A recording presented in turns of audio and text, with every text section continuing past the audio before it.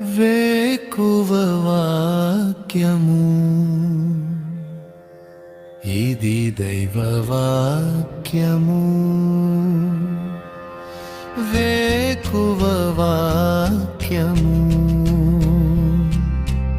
ఇది దైవ వాక్యము. వేకువ వాక్యము ఇది దైవ వాక్యము. వేకువ వాక్యము ఇది దైవ వాక్యము.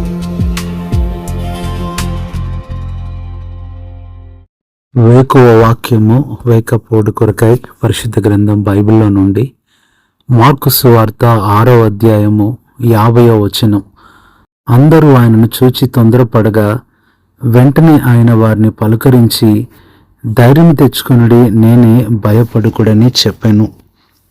ఈ దినాలలో మన జీవితంలో ప్రతి విషయంలో తొందర, ప్రతి పరిస్థితిలో కూడా తొందర. యేసు ప్రభు ఉన్నప్పటికీ కూడా వారు తొందరపడుతూ వచ్చారు. ప్రభునందు ప్రియులారా, ఈ ఉదయకాల సమయంలో నీ జీవితంలో కూడా తొందరపడుతున్నావా? ఆర్థిక పరిస్థితుల విషయమై తొందరపడుతున్నావా? భవిష్యత్తు గురించి తొందరపడుతున్నావా? పరీక్షల గురించి తొందరపడుతున్నావా? ఉద్యోగం గురించి తొందరపడుతున్నావా? వివాహం గురించి తొందరపడుతున్నావా? పిల్లల విషయంలో తొందరపడుతున్నావా? ప్రియ సహోదరి సహోదరుడా, నీ తొందరంతా దేవుడు చూస్తున్నాడు. ఇక్కడ యేసు ప్రభువు కొండ మీద ఆయన ప్రార్థన చేస్తూ ఉన్నప్పుడు శిష్యులు సముద్రంలో ఉన్న సమస్యను ఆయన గమనించగలుగుతూ వచ్చాడు. దేవుడు ఎప్పుడూ కూడా నీకు సమీపంగా ఉంటాడని, ఆయన మనస్సు నీతో ఉంటుందని నువ్వు గుర్తుపెట్టుకోవాలి. నీ ఆందోళన, నీ కష్టం అన్నీ కూడా ఆయనకు తెలుసు. అదే సమయంలో శిష్యుల దగ్గరకు ఆయన నీళ్ల మీద నడుచుకొని వస్తూ ఉన్నప్పుడు వారు ప్రభువును గుర్తుపట్టాల్సింది పోయి భూతము అనుకున్నారు. నిజమే, ఈ దినాలలో నువ్వు దేవుణ్ణి అర్థం చేసుకునే దానికన్నా అపార్థం చేసుకుంటున్నావు. ఆయన నీ దగ్గరకు రక్షించడానికి వస్తే భూతమని, దయ్యమని ఆయనను అవమానపరుస్తున్నావు, త్రోసివేస్తున్నావు. సహోదరుడా, సహోదరి, ఈ ఉదయకాల సమయంలో నీ తొందరంతా ఆయన తీసేస్తాడు.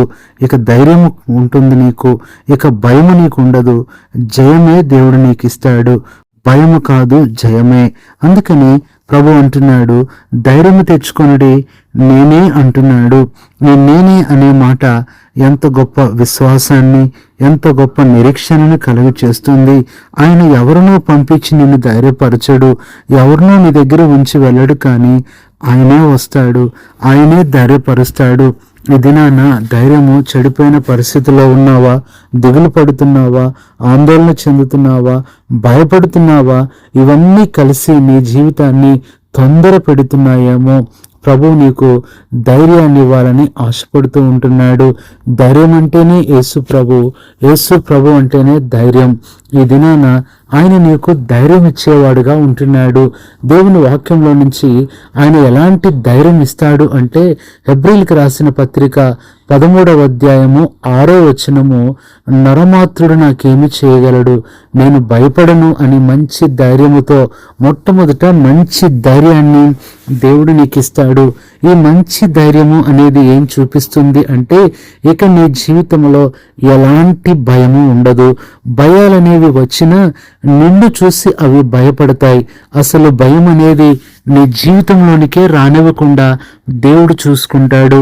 మంచి ధైర్యం ఆయన నీకు ఇస్తాడు. రెండవదిగా చూస్తే ఫిలిప్పీలకు రాసిన పత్రిక 1వ అధ్యాయం 14వ వచనము, మరి విశేష ధైర్యము తెచ్చుకొనిరి. రెండవది, ప్రభువు నీకు ఇచ్చే ధైర్యం విశేషమైన ధైర్యం. అంటే అసలు చెప్పలేనంత ధైర్యం. నేనైనా ఇంత ధైర్యం తెచ్చుకున్నానని నిన్ను చూసి నువ్వే ఆశ్చర్యపోతావు. నీ పిరిగితనము, నీకున్న భయము, నీ ఆందోళన అన్ని ప్రభువు తీసేస్తాడు. నీ ఉద్యోగంలో, నీ యొక్క కుటుంబంలో, నీ పరిస్థితులను చూసి నువ్వెందుకు భయపడుతున్నావు? విశేషమైన ధైర్యం ప్రభువు నీకు ఇస్తాడు. మూడవదిగా చూసినట్లయితే ఫిలిప్పీలకు రాసిన పత్రిక 1:19 ఎప్పటి వలనే ఇప్పుడును పూర్ణ ధైర్యముతో అంటున్నాడు. పూర్ణ ధైర్యము అనేది ఏం చూపిస్తుందంటే, ఇక ఈ ధైర్యం అనేది సంపూర్ణంగా దేవుడు నీకు ఇస్తాడు. భయాలనేవి, కష్టాలనేవి, ఈ దిగులనేది ఏ మాత్రం కూడా నువ్వు లెక్క చేయవు. దేవుడు నీకు పూర్ణ ధైర్యాన్ని ఇస్తాడు. ఇంకా ఎలాంటి భయానికి నీ జీవితంలో తావు ఉండదు. భయం రావటానికి ఇక చోటు ఖాళీ నీలో ఉండకుండా పూర్ణంగా దేవుడు ధైర్యంతో నీ జీవితాన్ని నింపుతాడు. ఇది మూడవదిగా చూస్తున్నాం. నాలుగవది ఎఫెసీ 3:12, ఆయన యందలి విశ్వాసము చేత ధైర్యము. నాలుగవది విశ్వాస ధైర్యము. విశ్వాస ధైర్యం అంటే ఏంటంటే, నీకు ధైర్యం లేకపోయినా అది వస్తుంది. ఆ సమయంలోనే ఆ ధైర్యం నువ్వు కలుగుంటావు. చిన్న చిన్న వాటికి భయపడే నీవు రేపు పెద్ద వాటిని కూడా ఎదిరించగలవు. చిన్న సమస్యలను చూసి జంకే నువ్వు రేపు పెద్ద సమస్యలను కూడా నువ్వే భయపడతావు. అలాంటి విశ్వాస ధైర్యాన్ని ప్రభు నీకు ఇస్తాడు. ఇది నాలుగవదిగా చూస్తున్నాము. ఐదవదిగా చూసినట్లయితే రోమా 15:16 ఎక్కువ ధైర్యము కలిగి అంటున్నాడు. ఎక్కువ ధైర్యము.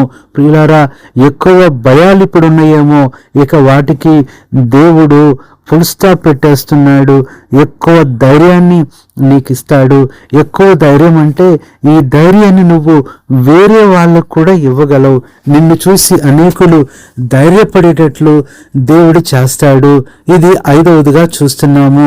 ఆరవదిగా చూసినట్లయితే హెచ్కేల్ గ్రంథం 22:14 ఓర్చుకొనుటకు చాలినంత ధైర్యం అంటున్నాడు.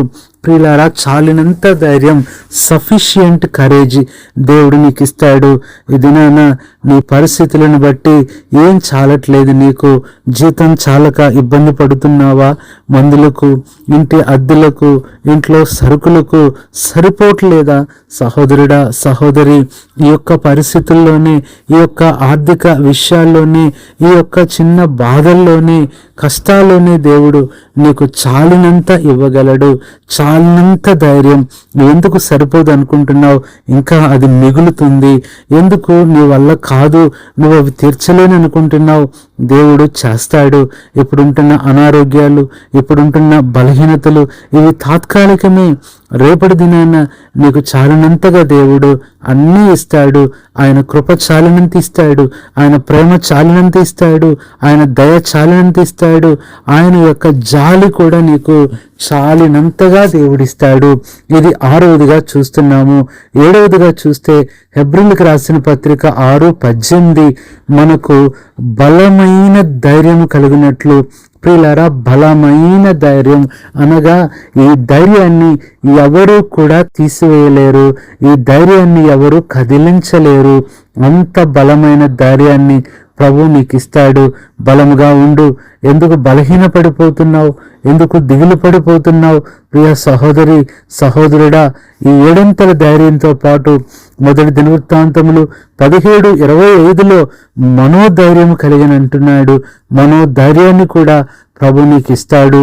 ఎలాంటి ఇబ్బందులను చూసి, ఎలాంటి పరిస్థితులు వస్తున్నాయోనని, ఎలాంటి శోధనలు ఎదుర్కోవాలని ఎందుకు దిగులు పడుతున్నావు? ప్రియ సహోదరుడా, సహోదరి, దేవుడు నీకు ధైర్యాన్ని ఇచ్చేవాడుగా ఉంటున్నాడు. ఈ ధైర్యం అనేది మనుషులు ఇచ్చేది కాదు. ఈ ధైర్యం అనేది లోకంలో ఉండేది కాదు. ప్రభు ఇచ్చే ధైర్యం. ఇది ఎల్లప్పుడూ కూడా దేవుడు నీకు ఇచ్చేవాడుగా ఉంటున్నాడు. కావలసినంత ధైర్యము ఈరోజు దేవుడు నీకు ఇస్తున్నప్పుడు ఎందుకు నువ్వు భయపడుతున్నావు? ఎందుకు నువ్వు దిగులు పడుతున్నావు? తప్పనిసరిగా ఆయన నిన్ను ధైర్యంతో నింపుతాడు. 2 కొరింథీ 5:7 ఎల్లప్పుడూ ధైర్యం గలవారమై ఉన్నాము. ఈ ధైర్యం అనేది 1 రోజు, 2 రోజులు, 1 వారము, 1 నెల, సంవత్సరం కాదు. ఎల్లప్పుడూ నీతో ఉంటుంది. నీ పరిస్థితులను చూసి, నీ బాధలను చూసి, నువ్వు కోల్పోయిన పరిస్థితులను చూసి, ఒకవేళ కోల్పోయిన మనుషుల్ని చూసి దిగులు పడుతూ భయపడుతున్నావేమో, ధైర్యంగా ఉండు. దేవుడు నీతో ఉన్నాడు. ఆయన యుగ సమాప్తి వరకు నీతో ఉంటాడు. నీ కన్నీరు తుడుస్తాడు, నీకు సహాయం చేస్తాడు, నిన్ను స్వస్థపరుస్తాడు, నిన్ను లేవనెత్తాడు, నిన్ను బలపరిచి గొప్ప విజయాన్ని ఇచ్చేవాడుగా ఆయన ఉన్నాడు. ఇంత గొప్ప దేవుడు నీకుండగా ఇంకా ఎందుకు భయపడుతున్నావు? భయం లేదు, జయమే. ఈ ఏడంతల విషయాల్లో ఎలాగైతే శిష్యులు భయపడి ఆ తర్వాత ఆ సముద్రం ఓడిపోయింది, ఆ గాలి ఓడిపోయింది, ఆ తుఫాను ఓడిపోయింది, అలలు కూడా ఓడిపోయినాయి. ఈ దినాన నీ మీదకి వచ్చే శత్రువులు లాంటి తుఫానులు, శోధనలు లాంటి అలలు, గాలులు నిన్ను భయపడతాయే కానీ ఆ తర్వాత అవి ఓడిపోతాయని గుర్తుపెట్టుకో. అవి నిమ్మలమైపోయాయి. ఈ శిష్యులు యేసు ప్రభువును స్తుతిస్తూ వారు ఆనందంతో వెళ్తూ ఉన్నప్పుడు అప్పటిదాకా శబ్దం చేసిన గాలి వీరి యొక్క పాటల శబ్దం వినుతూ వచ్చింది. అప్పటిదాకా ఘోషించిన సముద్రము వీళ్ళ యొక్క కృతజ్ఞత వచనాల సంభాషణ స్వరము వింటూ వచ్చింది. అప్పటిదాకా భయంకరంగా పైకి లేచిన అలలు ఎంతో మౌనంగా ప్రభు యొక్క బోధను వింటూ వచ్చాయి. నీ దేవుడు నీ పరిస్థితులను తల్లకిందులు చేయగలడని నీకు తెలుసా? దేవుడు నీ పరిస్థితులన్నిటినీ కూడా నీకు అనుకూలంగా మార్చగలడు. అన్నిటినీ నీ చేతికి అప్పగించగలడు. ఇప్పుడు నిన్ను భయపెట్టేవి, ఇప్పుడు నిన్ను బాధ పెట్టే వాటన్నిటినీ నీ కాలు కిందకి ఎందుకు తీసుకురాలేడు అనుకుంటున్నావు? ఆయన చేస్తాడు. భయము కాదు, ఇక జయమే ప్రభు నీకు ఇస్తాడు. అలాంటి కృపతో దేవుడు ఈ దినమే ఈ జయాన్ని ప్రారంభించి భయాన్ని తీసివేయలాగున ప్రార్థన చేస్తాం. పరిశుద్ధుడైన తండ్రి, ప్రభువైన యేసుక్రీస్తు నామంలో నీ పాదములకు వందనాలు చెల్లిస్తూ, భయము లేదు జయమే అనే మాటతో మా ప్రభువా మాతో మాట్లాడుతూ వచ్చారు. శిష్యుల యొక్క భయాన్ని తీసివేసి ఆ ఓడలో, ఆ పడవలో, దోణిలో గొప్ప జయమిచ్చిన దేవుడవు. ఇది నాన్న మా ప్రభువా, ఈ మాటలు వింటున్న మా ప్రియులు కూడా ఏ తుఫానుని బట్టి, అలల్ని బట్టి, గాలిని బట్టి భయపడుతున్నారో అలాంటి పరిస్థితుల్లో గొప్ప జయాన్నిచ్చి ధైర్యపరచమని, ఈ ఏడంతల ధైర్యం ఇప్పుడే వారితో నింపమని, ఈ దినమంతా వారి పనులు, ప్రయాణాలు, ప్రయత్నాలు, ప్రణాళికలు సఫలము చేయమని కృతజ్ఞతలు చెల్లిస్తూ ప్రభువైన యేసుక్రీస్తు నామములో ప్రార్థిస్తున్నాము తండ్రి, ఆమేన్. మన పరమ తండ్రి అయిన దేవుని ప్రేమ, మన ప్రభువైన యేసుక్రీస్తు కృప, పరిశుద్ధాత్మ జ్ఞాన సహవాసం మీ అందరికీ సదాకాలం తోడైండి నడిపించును గాక. ఆమేన్. కృంగుదలలో దార్చుటకు, కన్నీటినంతటిని తుడుచుటకు, దినమంతా సిద్ధపరచుటకు, దైవ చిత్తం గ్రహించుటకు, కృంగుదలలో దార్చుటకు, కన్నీటినంతటిని తుడుచుటకు, దినమంతా సిద్ధపరచుటకు, దైవ చిత్తం గ్రహించుటకు, వేకువ వాక్యము, ఇది దైవ వాక్యము, వేకువ వాక్యము.